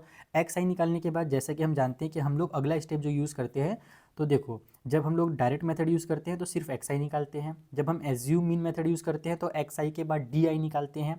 तो यहाँ पर जब हम लोग स्टेप डेविएशन मेथड भी यूज़ करेंगे तो उसमें भी XI के बाद पहले DI ही निकलेगा। तो यहाँ पर मैं निकाल के दिखाता हूँ DI। तो DI के लिए तुम्हें पता ही है कि इसके लिए हम क्या करते हैं, XI में से जो भी हमने एज्यूम किया रहता है उसको माइनस कर देते हैं। तो फिलहाल मान लो कि मैं इस 57 को A मान लेता हूँ, इसको मैं अपना मीन मान लेता हूँ। तो 51 में से 57 माइनस होगा तो हमारे पास माइनस का 6 आ जाएगा, ये सब्ट्रैक्ट होकर के माइनस का 3 आ जाएगा, ये 0 हो जाएगा, ये सब्ट्रैक्ट होकर के प्लस वाला 3 और इसको सब्ट्रैक्ट करेंगे तो हमारा प्लस वाला 6 आ जाएगा। ये हमने DI निकाल लिया। अब तुम लोग सबसे ज़रूरी चीज़ सीखोगे जो तुमने अभी तक नहीं सीखा है। मैं थोड़ा सा लाइन्स भी ड्रॉ कर देता हूँ क्योंकि पहली बार तुम्हें ये पार्ट सिखा रहा हूँ। तो स्टेप डेविएशन मेथड में ना हम फाइंड करते हैं UI। अब बोलोगे सर UI का क्या मतलब है, ये कैसे निकाला जाता है? तो इससे ना हम इस वाले नंबर को भी और छोटा करते हैं। देखो जनरली अगर हम लोग इसको अभी यहाँ पर एज्यूम मीन मेथड से बनाते तो हम इन दोनों का प्रोडक्ट करते, ऐसे ऐसे इनका प्रोडक्ट करते, लेकिन यहाँ पर भी देखो बड़े बड़े नंबर आ रहा है, प्रोडक्ट करने में थोड़ा सा टाइम ज़्यादा लग जाएगा। तो इसीलिए UI निकाला जाता है कि और छोटा हो जाए। अब यू आई कैसे निकालते हैं, तो यू आई निकालने के लिए यही x माइनस ए जो है ना इसको ऊपर में लिखते हैं, या उसके बदले में डी आई भी लिख सकते हो क्योंकि इसका मतलब तो डी आई ही होता है, तो ऊपर में डी आई लिखा जाता है और नीचे में h लिखा जाता है। समझ में आया, तो ये हमारा यू आई निकलता है। तुम्हें टीचर हो सकता है यू आई के बदले में ना यहाँ डी आई जो लिखा हुआ है मैंने लिखा है ना, इसके बदले में एक्स आई माइनस ए लिख दें तो कोई दिक्कत नहीं है, दोनों का तो सेम ही मतलब होता है, एक्स आई माइनस ए का ही तो हमारा वैल्यू डी आई होता है। तो मैंने D I divide by H लिख दिया है। अब बोलोगे सर ये एच का होता है, एच तो अभी तक हमने बता भी नहीं किया। तो मैंने तुम्हें एक चीज़ बताया था कि बेटा यहाँ पर तीन तीन हम प्लस कर रहे हैं, तो वो तीन हम क्यों प्लस कर रहे थे, क्योंकि इनके बीच का जो डिफरेंस था वो 3 था। तो इनके बीच की जो डिफरेंस होती है ना उसको ही हम एच से रिप्रेजेंट करते हैं, कि इनके बीच का जो विड्थ है, इस क्लास का जो चौड़ाई है विड्थ है, उससे ही एच से रिप्रेजेंट किया जाता है। तो वो अभी हमारे पास यहाँ पर 3 है, इनके बीच का डिफरेंस कितना कितना है, 3 है। तो हम क्या करेंगे कि ये जो हमने डी आई निकाला है इसको 3 से डिवाइड कर देंगे। ठीक है, एक बार मैं लिख भी देता हूँ यहाँ पर कि पहला है क्योंकि माइनस का 6 को हम डिवाइड करेंगे 3 से तो ई बेटा माइनस का 2 बन जाएगा। ये है हमारा यू आई का कॉन्सेप्ट। फिर -3 को 3 से डिवाइड करेंगे तो माइनस का 1 बन जाएगा। फिर उसके बाद 0 को तो 0 ही रहेगा, इसका तो खेले खत्म है। फिर 3 को -3 से डिवाइड करेंगे, है ना, सॉरी 3 को प्लस वाले 3 से, क्योंकि एच तो हमारा पॉजिटिव है, तो 3 को हम लोग 3 से डिवाइड करेंगे तो हमारा 1 आ जाएगा। फिर 6 को हम लोग डिवाइड करेंगे 3 से तो ये प्लस वाला 2 हो जाएगा। तो इस तरीके से आपको यू आई निकाल करके रखना है। ये है स्टेप डेविएशन मेथड का इंपॉर्टेंट पार्ट। और लास्ट में पहले वाले मेथड जब हम लोग यूज़ किए थे तो उस टाइम हम लोगों ने क्या किया था, एफ आई और एक्स आई का मल्टीप्लाई किया था डायरेक्ट मेथड में। स्टेप डेविएशन में एफ आई का डी आई से मल्टीप्लाई किया। तो अब तुम लोग खुद ही गैस कर सकते हो, क्योंकि हम स्टेप डेविएशन यूज़ कर रहे हैं और उसके लिए हमने यू आई निकाला है, तो अब हम लोग इसका यू आई से मल्टीप्लाई करेंगे ताकि चीज़ें और छोटी हो जाए। तो इन दोनों का मल्टीप्लाई करो, यहाँ पर लिख भी देता हूँ मैं कि हम यहाँ पर करने वाले एफ आई मल्टीप्लाई में यू आई, और इसका मल्टीप्लाई करेंगे तो 15 का -2 से मल्टीप्लाई होकर के माइनस का 30 हो जाएगा। इसका -1 से मल्टीप्लाई होकर के माइनस का 110 बन गया। इसका तो 0 हो जाएगा, खेले खत्म हो जाएगा बेचारे का। इसका 1 से मल्टीप्लाई होगा तो 115 ही आएगा, और लास्ट में इस वाले का 2 से मल्टीप्लाई होगा तो प्लस वाला 50 बन जाएगा। ठीक है, अब यहाँ पर सम निकाल लेते हैं, इसका भी और इसका भी। तो पहले इसका निकाल लो, जो सम ऑफ यहाँ पर एफ आई निकल करके आएगा ना वो तुम्हारा 400 आ जाएगा। वैसे क्वेश्चन में तो बोला था, कहीं पर नहीं बोला था वैसा। तो ये हमारे पास 400 आ गया। और इधर जब तुम लोग सम निकालोगे इन सभी का, यानी कि sum of F I multiply U I जब निकालोगे तो ये तुम्हारा प्लस वाला 25 आ जाएगा। ठीक है, तो ये दोनों वैल्यूज़ निकल गए। अब हम लोग लिख देता हूँ मैं यहाँ पर mean by step deviation method. हम यहाँ पर स्टेप डेविएशन मेथड का यूज़ कर रहे हैं, पहली बार कर रहे हैं इसलिए मैं यहाँ पे लिख भी देता हूँ ताकि नोट्स में तुम लोगों को साफ साफ दिखे कि सर ने कहाँ पर कौन से मेथड्स के यूज़ किए हैं। तो ये स्टेप डेविएशन मेथड में क्या होता है बच्चों, कि जब हम मीन फाइंड करते हैं तो मीन का ये फॉर्मूला बनता है। सबसे पहले तो हमने एक्स्ट्रा में ए रखा है, हमने यहाँ पर ए का यूज़ किया था ना, तो वो ए तो यहाँ पर लिखबे करेंगे प्लस की साइन के साथ। तुम्हारे पास जो तुमने पहले काम किया है वही sum of F I multiply U I, और डिवाइड बाई में जो हमारा सम ऑफ एफ आई है पिछले बार की तरह, जैसे वहाँ पर डी आई लिख रहे थे यहाँ पर यू आई लिख दिया, सेम टू सेम। और फिर उसके बाद ना इनका हम मल्टीप्लाई कर देते हैं एच के साथ। किसके साथ मल्टीप्लाई, एच के साथ। जो एच से हम लोगों ने यहाँ पे डिवाइड करके चीज़ों को छोटा किया था, अब दोबारा से बड़ा तो करना पड़ेगा ना, एग्जैक्ट वैल्यू लाना पड़ेगा। छोटा इसलिए किया था ताकि ये कैलकुलेशन आसान हो सके, तो इसीलिए यहाँ पर मल्टीप्लाई लास्ट में एच के साथ किया जाता है। ये है इसका मेथड, ये है इसका बेसिक कॉन्सेप्ट। तो चलो सारे वैल्यूज पुट करो, सॉल्व करो। ए के बदले में 57 हो गया, इसका वैल्यू हमने निकाल कितना रखा है 25, और इसका वैल्यू हमारे पास है 400 इसके वाले का। मल्टीप्लाई में एच के बदले में 3 लिख दिया, ये 25 बन जाए 25, और 25 के टेबल में 16 टाइम पे हमारा 400 आ जाएगा। तो ई बन जाएगा 57 प्लस की साइन, यहाँ पर ये चला जाएगा न्यूमरेटर में, 3 का 1 से मल्टीप्लाई होकर के 3 बन गया, तो 3 डिवाइड बाई में 16 आ गया। अब बेटा 3 को बैठ करके इत्मीनान से 16 से डिवाइड करो, जैसे नॉर्मली डिवाइड करते हो ना उसी तरीके से डिवाइड करोगे, बस 3 अंदर रहेगा 16 बाहर रहेगा, यानी कि 3 को डिवाइड करोगे 16 से, तो तुम्हारा जो आंसर निकल करके आएगा ना वो निकल करके आ जाएगा 0.1875। ये कंप्लीट आंसर निकल करके आएगा। तुम लोग एग्जाम में इतना लंबा चौड़ा मत निकालना, बस 3 डिजिट तक निकाल लेना, उतना ही काफ़ी है। और इनको फिर ऐड करोगे तो 57 पॉइंट में हमारा 187 हो जाएगा, या 5 भी लिखना चाहो तो वो भी लिख सकते हो। और तुम्हारे बुक में जो आंसर दिया है ना 9 वाला, वो इसी आंसर को एस्टिमेट करके दिया हुआ है जो मैंने तुम्हें क्लास 6 में सिखाया था। देखो डेसिमल के बाद 3 डिजिट है, हम लोग क्या करते हैं मैक्सिमम 2 डिजिट लिखते हैं जनरली। तो हमारे पास जो लास्ट वाला नंबर है दूसरा डिजिट वो हमारे पास 8 है, तो अब हम इसके बाद वाले डिजिट को देखेंगे। अगर ये नंबर 5 से छोटा रहता तो हम इसको 57 पॉइंट में 18 ही लिखते, यानी 18 लिखते। लेकिन ये नंबर हमारा 5 से बड़ा नंबर है, तो इसलिए इस वाले नंबर को नेक्स्ट वाले नंबर में प्रमोट कर दिया जाता है, यानी कि 8 को 9 बना दिया जाता है। तो तुम्हारे बुक में जो आंसर दिया है ना, वो इस तरीके से आएगा। ये हमारा एस्टिमेटेड आंसर होता है। तो इस तरीके से तुम्हें इस क्वेश्चन को करना है कंप्लीट। आई होप तुम्हें अब स्टेप डेविएशन मेथड भी समझ में आ गया होगा। अगर तुमने स्टार्टिंग से वीडियो देखा है तो तुम्हें एकदम अच्छे से समझ में आ रहा होगा कि मीन होता क्या है, मीन का बेसिक कॉन्सेप्ट क्या है, तीनों मेथड में डिफरेंसेस क्या हैं, और अलग अलग मेथड कब कब क्यों क्यों यूज़ किया जाता है। ये सारी चीज़ें तुम्हें एकदम अच्छे से समझ में आ रही होगी अगर तुमने शुरू से वीडियो को देखा होगा तो चलो, ये 5th क्वेश्चन कंप्लीट। आगे बढ़ते हैं और जो अगला क्वेश्चन है 6th वाला, उसे सॉल्व करते हैं। सो 6th वाले क्वेश्चन में भी उसी टाइप से बोला गया है कि ये जो हमें नंबर दिए हुए हैं ना, क्लास इंटरवल और जो फ्रीक्वेंसी दिया है, इसमें बताया गया है कि डेली हाउस होल्ड में कितना खर्च होता है। 25 घरों के बारे में बताया गया है कि 25 टोटल घर हैं। इसका मतलब इन सभी को अगर सम करेंगे तो टोटल 25 आ जाएगा। और सभी घर में कितने कितने खर्चे होते हैं डेली, वो बताया गया है। जैसे कि ये 4 ऐसे हाउसेस हैं जहाँ पर 100 से 150 रुपये का खर्च ही होता है डेली। फिर 5 ऐसे हाउसेस हैं जहाँ 150 से 200 का डेली खर्च है। तो इस तरीके से पूरा डेटा दिया है। हमसे वही कहा गया कि मीन निकालिए भैया डेली खर्चों का, और अपने हिसाब से कोई भी मेथड यूज़ कर सकते हैं। और ये जो खर्च है एक्चुअली में फूड का खर्च दिया हुआ है, पूरा खर्च नहीं है। नहीं तो 200 में कहाँ आज के ज़माने में खर्चा में चलेगा, बहुत महंगाई का ज़माना है। तो ये जो है बस खाने का खर्चा है। वैसे इसका कोई ज़रूरत नहीं बताने का, बस ऐसी फैली कर रहा हूँ, तुम लोग से मजाक कर रहा हूँ। तो हमें यहाँ पर क्या करना है भैया, सूटेबल मेथड, कौन सा मेथड लगा दे। देखो इसको स्टेप डिवीजन से बनाया है ना, एक ठाऊ बनाइए लेते हैं। तुम लोग जैसे वहाँ पर एज्यूम इन मेथड मैंने जब शुरू में कराया तो 2-3 क्वेश्चन कंटिन्यू कराया, तो एज्यूम इन मेथड अच्छे से याद हो गया। वैसे इसको भी स्टेप डिवीजन से कर लो, 2 कंटिन्यू क्वेश्चन हो जाएंगे स्टेप डिवीजन से, तो ये दिमाग में फिट हो जाएगा कि स्टेप डिवीजन मेथड क्या होता है। सो ये हमें डेटा दिया हुआ है, ये डेली हाउस होल्ड का खर्चा, और ये नंबर ऑफ हाउसेस दिया हुआ है जिसे हम फ्रीक्वेंसी या एफ से रिप्रेजेंट करेंगे। अब उसके बाद हम लोग आते हैं सबसे पहले एक्स आई फाइंड करने में। एक्स आई निकालने के लिए इनके बीच का नंबर निकालना है। 100 और 150 के बीच में 125 आ जाएगा, सिंपल। 0 और 50 के बीच में कितना आता है, 25 आता है ना। 50 के बीच वाला नंबर 0 से 50 के बीच में, तो वैसे 100 से 150 के बीच में 125 आ जाएगा। तो इसको तुम लिख दो डायरेक्ट यहाँ पर 125 पहला नंबर। फिर इनके बीच में कितना हो जाएगा, तो 175 हो जाएगा। बाकी तुम उतना ध्यान मत दो, बस इतना देखो कि इनके बीच में 50-50 का डिफरेंसेस है, तो बस सभी में 50-50 प्लस करते जाओ। तो 175 में 50 प्लस करोगे तो ये तुम्हारा 225 आ जाएगा। फिर इसमें 50 प्लस करोगे तो फिर 275 हो जाएगा। फिर हमारे पास 325 हो जाएगा। ठीक है, तो इस तरीके से एक्स आई निकाल लिया। अगला काम क्या होता है भाई, एक्स आई निकालने के बाद जब हमारा एक्स आई निकल करके आ जाए तो अगला काम होता है हमारा डी आई फाइंड करने का। ठीक है, तो हम यहाँ पर से डी आई फाइंड कर लेते हैं। तो डी आई के लिए एक्स आई में से ए को माइनस करना है, तो किसी को भी ए पकड़ दो। मान लो ये बीच वाले नंबर को मैं यहाँ पर ए मान लेता हूँ कि ये हमारा ए है। तो 125 में से 225 को माइनस करोगे तो माइनस का 100 आ जाएगा बच्चा, ये डी आई का वैल्यू। वैसे इसको माइनस करोगे तो ये माइनस का 50 हो जाएगा। इसमें से इसी को माइनस करोगे तो 0 आ जाएगा। इनको सब्ट्रैक्ट करोगे तो प्लस वाला 50, इनको सब्ट्रैक्ट करोगे तो प्लस वाला 100 आ गया। ये डी आई का वैल्यू आ गया। और हमें पता है कि अगर हम स्टेप डेविएशन मेथड यूज़ करना चाहते हैं तो डी आई से काम नहीं चलेगा, हमें निकालना पड़ेगा यू आई, जो कि होता है डी आई डिवाइड बाई में एच। और एच का मतलब इनके बीच की जो विड्थ है, इनके बीच का जो डिफरेंस है, वो हमारा एच कहलाता है। तो इनके बीच में कितने का विड्थ है, 50 का विड्थ है, जो हमने 50-50 प्लस किया था अभी।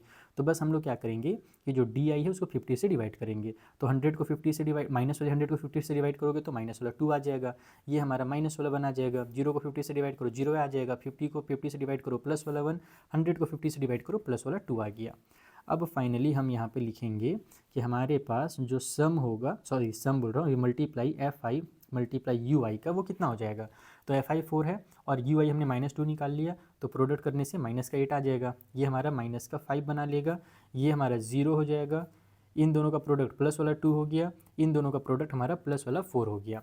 अब यहाँ पर सम निकाल लेते हैं। एक तो इसका सम का जरूरत पड़ेगा, सम ऑफ एफ आई पड़ेगा। तो इसका तो हमको क्वेश्चन में पहले बताया गया था कि 25 हमारे पास वहाँ पर घर है ना। और इसके जो सम निकल करके आएगा ये हो जाएगा 4 और 2 हमारे पास 6, और इधर हमारे पास निगेटिव वाला हो जाएगा माइनस का 13। तो -13 प्लस वाला 6 मिल करके हमारा जो सम निकल करके आएगा यहाँ पर एफ आई और यू आई का, वो हो जाएगा -7।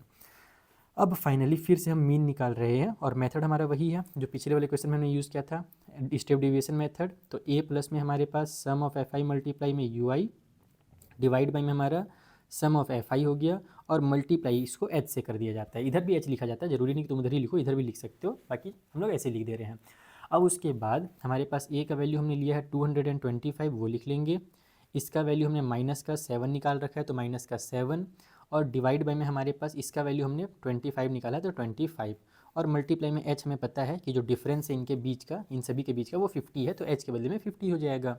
सिंपली इसको कट कर लो, ये हमारे 2 टाइम पे कट हो जाएगा। 25 का टाइम टेबल में 2 टाइम पे हमारा 50 आता है, तो ये बन जाएगा तुम्हारा 225। 17 और 2 जा हमारे पास कितना हो जाएगा, 7 2 जा मतलब 17 बोल रहा हूँ सॉरी, 7 2 जा हमारा 14 होगा। ये माइनस का 14 है और प्लस की साइन है, तो माइनस और प्लस मिलकर के माइनस का 14 हो गया।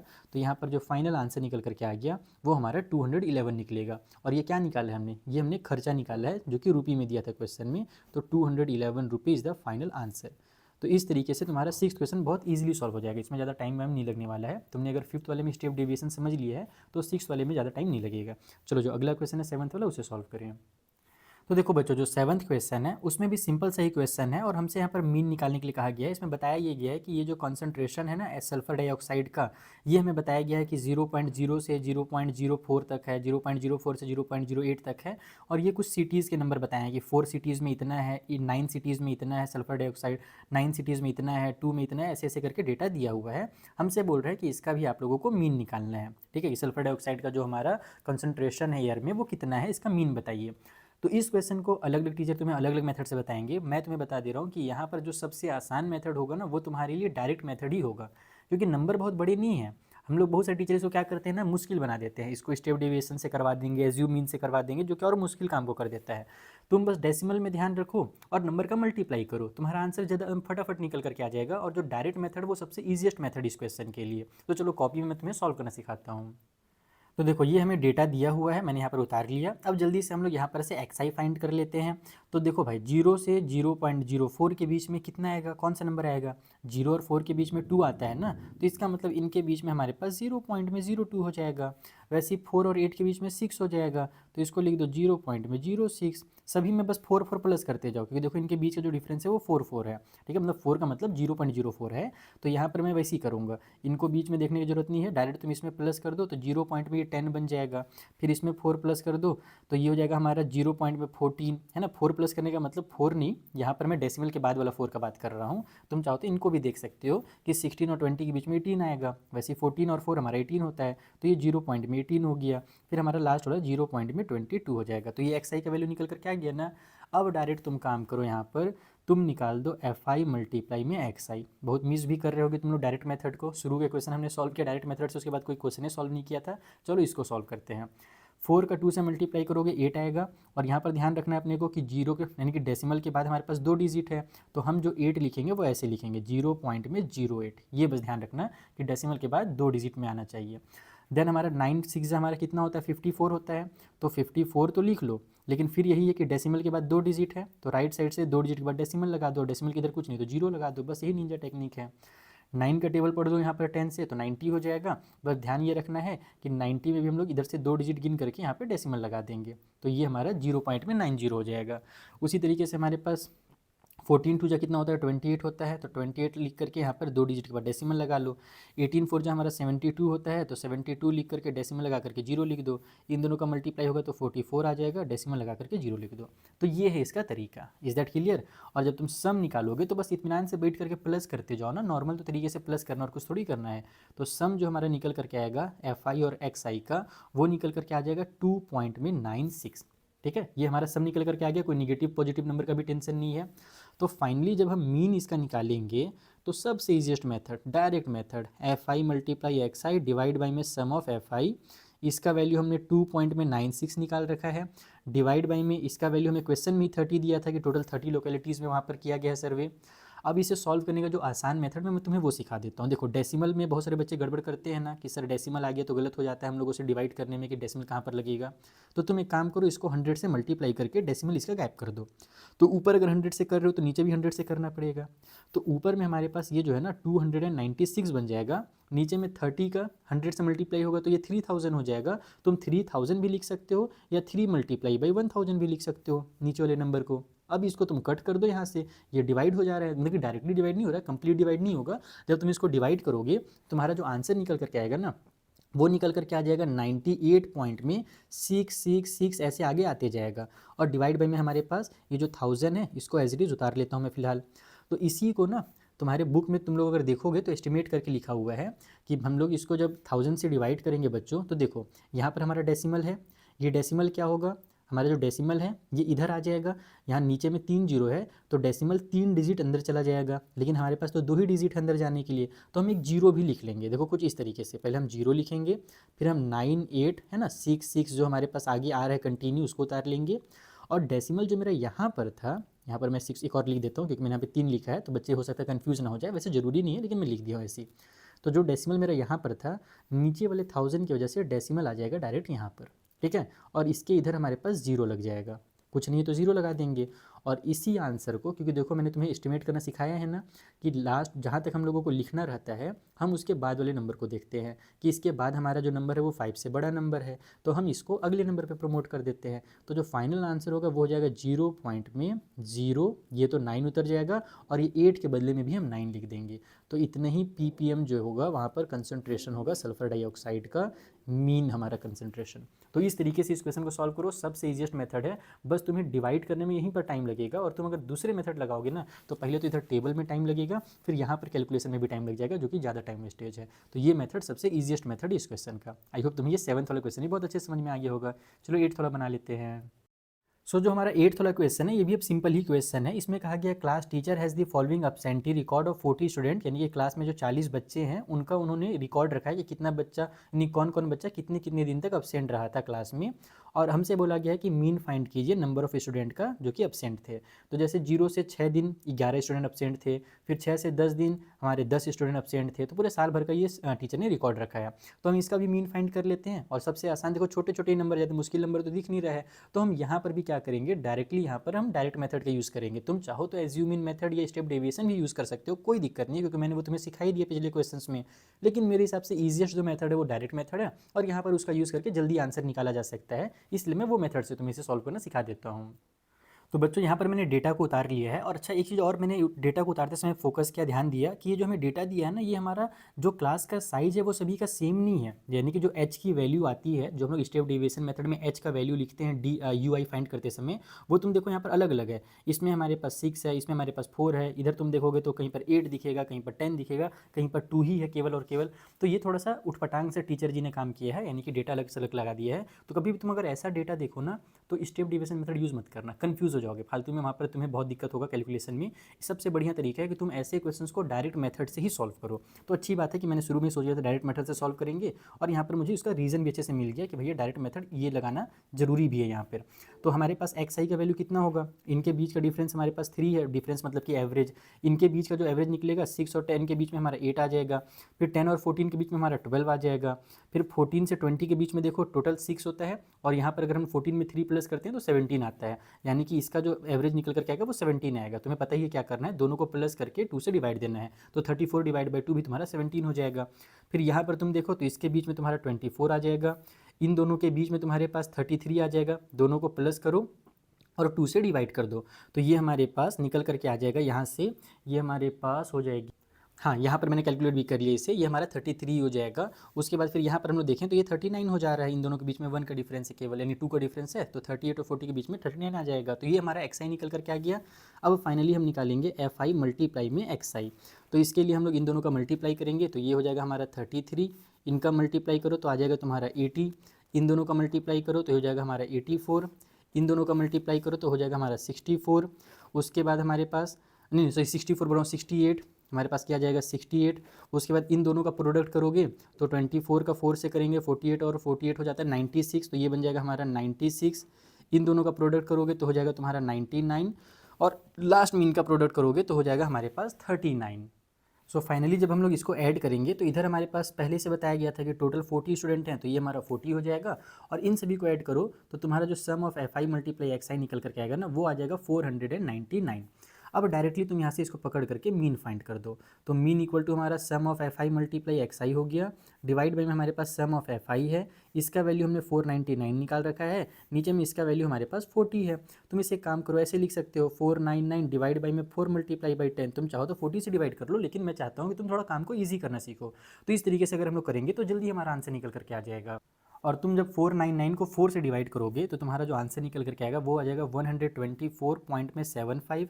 नीचे में हमारे पास 10 पहले से है, हम जानते हैं इस जीरो की वजह से डेसिमल एक डिजिट अंदर खींच चल जाएगा, तो ये हो जाएगा 12 पॉइंट में 4, 7 और 5 आ गया। और हमें पता है कि हम डेसिमल के बाद 2 डिजिट तक लिखते हैं जनरली, तो 7 को देखो हमें चेंज करना पड़ेगा क्योंकि 7 के बाद जो हमारा नंबर है वो 5 है। अगर 5 से छोटा रहता तो हम इसे 7 ही रहने देते हैं, लेकिन 5 या 5 से अगर बड़ा रहता है तो इसे हम अगले नंबर में प्रमोट कर देते हैं।